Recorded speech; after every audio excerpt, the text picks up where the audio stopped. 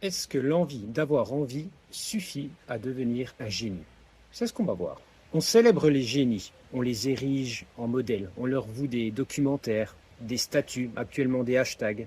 Mais il y a un malentendu. On pense que tout leur est venu naturellement, que la grâce a suffi et que le talent a tout fait. Et pourtant, combien de ces figures admirées sont restées debout seulement parce que quelqu'un d'autre les a aimées? Prenez Van Gogh, le génie seul, l'artiste maudit, celui qu'on ne comprenait pas.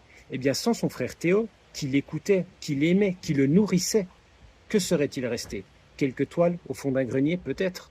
Eh bien, ce n'est pas la peinture qui a survécu, c'est la fidélité d'un frère. Prenons le plus grand écrivain français, Louis-Ferdinand Céline. Écrivain fulgurant, instable, parfois infréquentable, il aurait pu finir englouti par la médisance et la noirceur ambiante. Mais Lucette, sa femme, danseuse, gracieuse et silencieuse, l'a accompagné jusqu'au bout de la nuit. Elle a tenu la lampe durant leur voyage quand lui écrivait leur destin. Et même Cristiano Ronaldo, ce modèle de rigueur. Derrière chaque muscle, chaque succès, il y a une mère qui l'a élevé seule. Il y a des entraîneurs qui ont cru en lui, des coéquipiers qui ont supporté ses caprices. Le mental ne pousse pas tout seul. Il se construit sur un socle de relations humaines souvent invisibles. Et Jean-Claude Van Damme, tiens, lui c'est un autre genre de survivant. Pas seulement un battant du corps, mais un battant de l'âme. Il a eu ses excès, ses rechutes, ses phases cosmiques, et pourtant toujours quelqu'un pour lui tendre la main.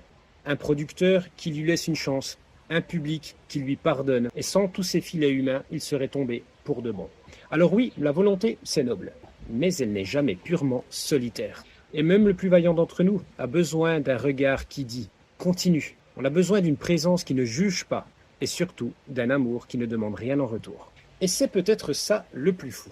Ce n'est pas le génie ou la persévérance qui font la différence, mais c'est le fait que quelqu'un, quelque part, ait accepté de rester. Et dans un monde obsédé par les performances individuelles, eh bien on a ici une leçon d'humilité.